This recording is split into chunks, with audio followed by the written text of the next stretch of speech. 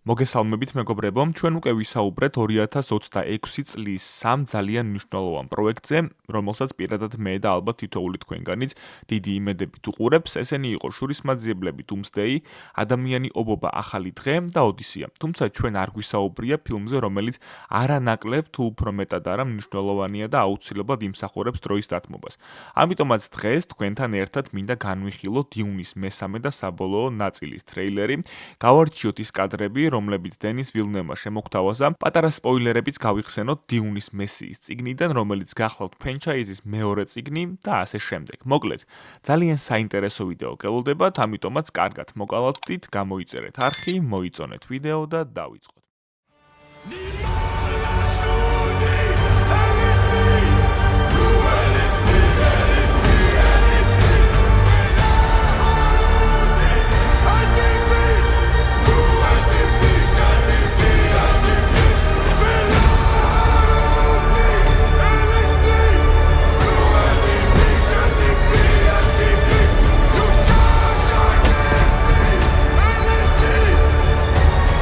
Afraid to die.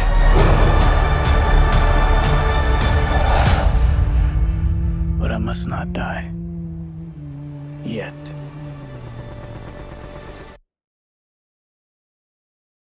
დენის ვილნევი ამჯერად Dune-ის მესამე და მისი თქმით საბოლოო ნაწილს გვთავაზობს, რომელიც ერთგვარად გაამთლიანებს წინა ნაწილებში მოყოლილ ისტორიას. გაამთლიანებს პოლ ატრეიდესის მოგზაურობას და გვიჩვენებს ეპიკურ დასასრულს მისი მრავლის მთქმელი გზისა.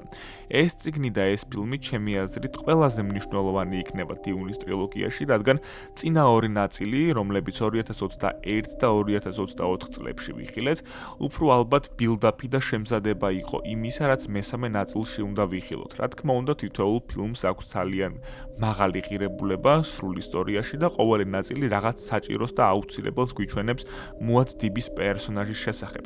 ამიტომაც, ვინც გადაწყვეტ ამ ფილმის ყურებას, შეიძლება წიგნი არ გქონდეთ წაკითხული, მაგრამ წინა ორი ნაწილი ჩემი რჩევაა, რომ აუცილებლად ნახოთ. აქვე გეტყვით, რომ ამ ორი წიგნით არ სრულდება Dune-ის ქრონიკების ისტორია. ამის გარდა ფრენკ ჰერბერტს კიდევ 4 წიგნი აქვს დაწერილი. შემდგომ ამ სერიებზე მუშაობა მისმა შვილმაც გააგრძელა, თუმცა ჩვენთვის ამ შემთხვევაში ყველაზე მნიშვნელოვანი Dune-ის პირველი წიგნი და მეორე წიგნი, Dune მესია იქნება. საინტერესოა ის ფაქტი, რომ ვილნევი ამ ფილმში გარკვეულ ცვლილებებს შემოგთავაზებს და დიდი ალბათობით ის ფეხდაფეხ არ გაჰყვება წიგნში მომხდარ მოვლენებს. ცხადია, რომ ძირითადი ბაზისი სწორედ Dune-ის მესია იქნება, თუმცა ჩვენც კი, ვისაც ეს წიგნი წაკითხული გვაქვს, არ გვექნება სრული წარმოდგენა თუ რას გვიმზადებს ამჯერად რეჟისორი. მოდი ახლა ცოტა სიუჟეტსაც შევეხოთ და ვთქვათ თუ რა მოხდა მეორე ნაწილის დასასრულს. მეორე ნაწილის ბოლოს პოლ ატრეიდესმა საბოლოოდ მიიღო მუად-დიბის სტატუსი და გახდა არა მარტო ფრემენების ერთადერთი და განუმეორებელი ლიდერი, არამედ მოიპოვა იმპერატორის მორჩილება, რომელიც ყველაფერს განაგებდა და რომელსაც ყველა პლანეტაზე არსებული ხალხი ემორჩილებოდა. მოიპოვებს რა პოლი იმპერატორის გავლენას და ძალაუფლებას, ის ცოლად მოიყვანს დამარცხებული წინა იმპერატორის ქალიშვილს ირულანს. გადაწყვეტს, რომ ახლა ყველაზე სწორი ნაბიჯი დიად სახლებთან ომის დაწყება, ამიტომაც მოიხმობს ფრემენებს ყველაზე სისხლისმღვრელ ომში, რომელიც კაცობრიობას უნახავს. Dune-ის მესამე ნაწილში ომიდან 17 წელი იქნება გასული, მაშინ როდესაც წიგნში მხოლოდ 12 წელია გასული. თუმცა ამას მნიშვნელობა არ აქვს, მსხვერპლი ორივე შემთხვევაში განუზომელია. ჯიჰადმა, ანუ დიდმა ომმა 61 მილიარდამდე ადამიანის სიცოცხლე იმსხვერპლა, 90-მდე პლანეტა სრულიად გაანადგურა, 40-მდე რელიგიას მოუღო ბოლო და 10,000-მდე პლანეტის მორჩილება მოუტანა პოლ ატრეიდესს. თუმცა ეს კიდევ არ არის ყველაზე ცუდი და სასტიკი რამ, რაც პოლის მმართველობის პერიოდში მოხდება. ამჯერად მის წინააღმდეგ არაერთი, არამედ რამდენიმე მოწინააღმდეგე გაერთიანდება. პირველი, ესენი არიან ბენე გესერიტები, ექსკლუზიურად ქალებისგან შემდგარი რელიგიურ-პოლიტიკური გაერთიანება, რომლებსაც ხშირად ალ-ქაჯებს უწოდებენ მათი წარმოუდგენელი შესაძლებლობების გამო. ისინი გამოჩნდნენ როგორც Dune-ის პირველ, ასევე მეორე ფილმში, თუმცა ამჯერად მათ მხარეს და პოლის წინააღმდეგ მოქმედებაში ჩართული იქნება ირულანიც, პოლ ატრეიდესის მეუღლე. მეორე, კოსმოსური გილდია, რომლის ხელმძღვანელიც არის ედრიკი. სუნელის გადაჭარბებული მოხმარების გამო ედრიკი მუტაცია განცდილია. მას აღწერენ როგორც ადამიანის მსგავს თევზს, რომელსაც აქვს წაგრძელებული კიდურები, ფარფლისებრი ტერფები და ხელები. ის მუდმივად იმყოფება სპეციალურ ავზში, რომელიც სავსეა ნარინჯისფერ ატმოსფერის სუნელის გაზით. ეს აუცილებელია მისი სიცოცხლის და წინასწარმეტყველური უნარების შესანარჩუნებლად. ედრიკის როლი ძალიან მნიშვნელოვანია, მისი მთავარი ფუნქცია პოლის წინააღმდეგ შეთქმულებაში არის ის, რომ წინასწარმეტყველური უნარით დაბლოკოს პოლის მომავლის ხედვები. პოლი ვეღარ ხედავს იმ მოვლენებს, რომლებშიც ნავიგატორი ედრიკი მონაწილეობს, რაც შეთქმულების დამალვის საშუალებას იძლევა. და მესამე მოწინააღმდეგე ეს არიან ტლეილაქსუების რასა. დიუნის სამყაროში ყველაზე იზოლირებული, იდუმალი და საზოგადოებისგან გარიყული ძალა. ისინი პლანეტა ტლეილაქსიდან არიან, ფლობენ ბიოლოგიურ ტექნოლოგიებს. მათ შეუძლიათ შექმნან ხელოვნური ორგანოები, ადამიანები და სუნელიც კი. გოლები ტლეილაქსუების ყველაზე ცნობილი ქმნილებები არიან. მიცვალებულთა გაცოცხლებული ასლები. აქ ძალიან მნიშვნელოვანი სპოილერი იქნება წიგნიდან. მართალია ტრეილერშიც მივიღეთ პატარა კადრი, მაგრამ მაინც. პოლ ატრეიდესის მენტალურად დასუსტებისთვის ტლეილაქსუების ერთ-ერთი ქმნილება, სკაიტეილი, რომელსაც მსახიობი რობერტ პეტინსონი შეასრულებს, გააცოცხლებს პოლის საუკეთესო მეგობარს და მენტორს, დუნკან აიდაჰოს, რომელსაც ფილმში ეს სახელი არ ექნება. იგი ახალი სახელით ჰეიტით წარმოგვიდგება, რომელსაც გააკონტროლებს ასევე ტლეილაქსუების ერთ-ერთი ქმნილება ჯუჯა ბიჯაზი, რომელიც დუნკან აიდაჰოს კლონს გამოიყენებს პოლ ატრეიდესთან დასაახლოვებლად. საბოლოო მიზანი კი მისი მოკვლაა. თავად სკაიტეილს რაც შეეხება, ის ტლეილაქსუების კიდევ ერთი უნარის დემონსტრირების შედეგია. მათ შეუძლიათ შექმნან შეიფშიფთერები, ანუ გარეგნობის შეცვლის უნარის მქონე არსებები, რომელთაც ვიზუალური მანიპულაციით შეუძლიათ ნებისმიერი ადამიანის სახე მიიღონ.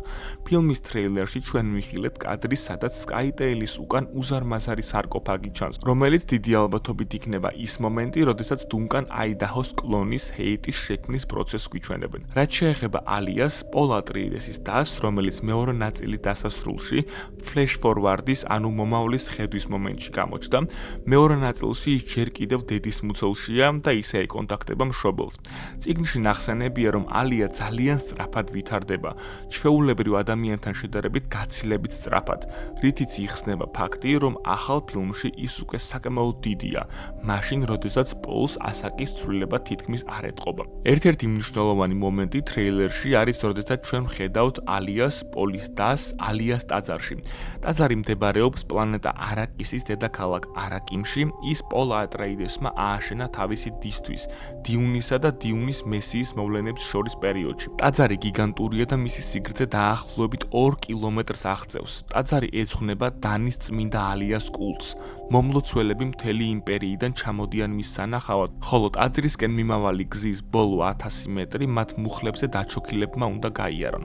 ტრეილერში ერთ მეტად ძალიან მნიშვნელოვან მომენტს ვხედავთ, რომელიც დიდი ალბათობით გამოძახილია წიგნის ასევე უმნიშვნელოვანესი მომენტისა. ეს არის ქვის მწველის მოწყობილობის აფეთქების სცენა. ქვის მწველი ეს არის ატომური იარაღი, რომელსაც ტლეილაქსუ შეიმუშავებს და პოლ ატრეიდესის და ფრემინების მოსაკლავად გამოიყენებს. თუმცა, საბოლოოდ სიკვდილის მაგივრად, ეს იარაღი პოლს მხედველობას სრულიად ართმევს. თუ კარგად დააკვირდებით, ბოლო მომენტში პოლს თვალებზე აქვს უკვე ნაიარევები და გარდა ამისა პოსტერზე, რომელიც გამოქვეყნდა, იგივე შემჩნევა შეგვიძლია. ამიტომაც ჩემი თეორიაა, რომ იმ კადრებში, რომელიც ტრეილერის ბოლოს მივიღეთ, პოლ ატრეიდესი უკვე ბრმაა. ფრემენებს აქვთ ერთი ძალიან მკაცრი წესი, ადამიანი, რომელიც მხედველობას კარგავს, უნდა გააძევონ თემიდან უდაბნოში. თუმცა, ვინაიდან და რადგანაც პოლს აქვს უნარი, თვალების გარეშე დაინახოს მომავალი, ის ძველებურად აღიქვამს სამყაროს მის გარშემო. წიგნში ასევე პრინცესა ირულანი კონტრაცეპტივს ყრის ჩანის პოლ ატრეიდესის საყვარელი ქალის საკვებში, რათა მან დაორსულება ვერ მოახერხოს. თუმცა ტრეილერიდან უკვე ვიგებთ, რომ ჩანი ორსულადაა და ის ბავშვისთვის სახელს არჩევს. მეცაც გეტყვით, წიგნის მიხედვით პოლ ატრეიდესი 2 ტყუპის მამა ხდება. ერთ მათგანს არქმევენ ლეტო მეორე ატრეიდეს, ხოლო გოგონას განიმა ატრეიდეს. მოკლედ, ალბათ ხვდებით, რომ საოცარი სანახაობა გველოდება წინ. ამჯერად დენის ვილნევი ეცდება ეკრანზე გააცოცხლოს დიუნის წიგნებში ყველაზე მეტად პოლიტიკურ ფილოსოფიური წიგნი, რომელიც იმედგაცრუებულს არავის დატოვებს. გამიზიარეთ თქვენი მოსაზრებები კომენტარებში აუცილებლად, მე კი დღეისათვის ამით დაგემშვიდობებით, ჩვენ შევხვდებით მომდევნო ვიდეოში ახალი იდეებით, სულ მალე დროებით. But I must not die. Yet.